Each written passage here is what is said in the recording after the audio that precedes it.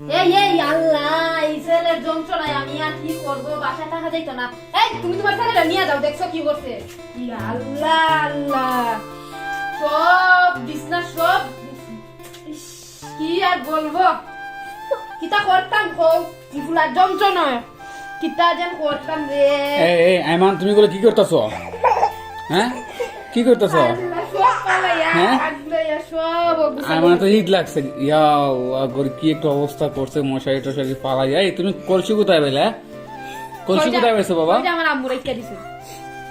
তুমি খাঁটি করে দুধ বিক্রি করতে আসছো নাকি বাসার ভিতরে? হ হ হ্যাঁ, হ, এখন আমি এটা দিয়ে খাঁটি গরুর দুধ দিয়ে ভিডিওটা বানাইবো। তুমি কি তোমার ছেলেকে কাটি করে দুধ বিক্রেতা বানাবা? হ্যাঁ বলো, এমনি ধরো। ওর বসি মাইয়ারে তোর কলসির ভিতর কি কাটি গরুর দুধ বেচতে এনেছি। বাবা বাবা বাবা বাবা বাবা। ওর বসি মাইয়ারে তোর কলসির ভিতর কি।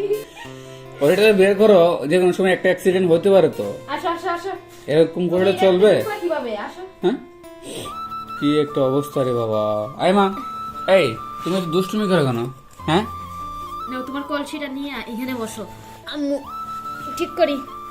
আল্লাহ, আই মনে রে নিয়া, আই মনে রে নিয়া কি করব যে আর ভালো লাগতেছে না, সব ফালাই দেন, ঘরে যা জিনিসপত্র আছে। ওর প্রচুর রাগ, কিন্তু অতিরিক্ত মাত্রার রাগ। এই বয়সে এত রাগ করলে চলবে? হ্যাঁ, তুমি এত রাগ কিসের জন্য করো এই বয়সে? নাও নাও, এই বয়সে এত রাগ করলে চলবে না, ঠিক আছে? রাগ করলে কিন্তু পিটানি দেবো। মা, মশলা খুলে লাইছি এই জন্য। দেখতে হবে না, মা যেরকম ছেলেটা হয়েছে এরকম। নিজে যেরকম বাপান মান ছেলে, হুম, বুঝতে পারছো? এটা এটা মিথ্যা ওর কথা। বসি মাইয়ারে তোর কলসির ভিতর কি। তোমার কলসিটা নিয়ে আসো। ছেলেরা বেশিরভাগ তার মায়ের স্বভাবই বেশি বেশি পায়, বুঝছো? সব পাইছে বাপের, আর এখন আমার আমার স্বভাব না। আর ছেলেরা মাদের প্রতি একটু বেশি দুর্বল থাকে, তাই বাস্তবে না? আয়মান, আয়মান তুমি কাকে ভালোবাসো?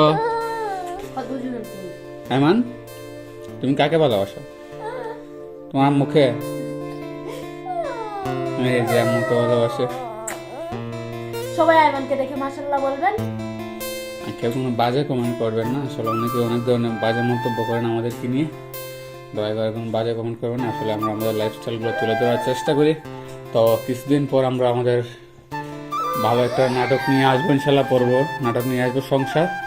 আপনারা অবশ্যই আমাদের সাথে থাকবেন এবং আমাদেরকে সাপোর্ট করে যাবেন, যেন যেভাবে সাপোর্ট করে আসছেন শেষ অব্দি সাপোর্টটাই করে যাবেন আশা করি।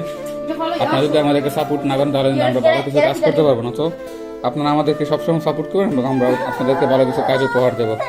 তো সবাই ভালো থাকবেন, সুস্থ থাকবেন এবং আমাদের ভিডিওটা লাইক কমেন্ট শেয়ার দিয়ে আমাদের পাশে থাকবেন। ধন্যবাদ সবাইকে।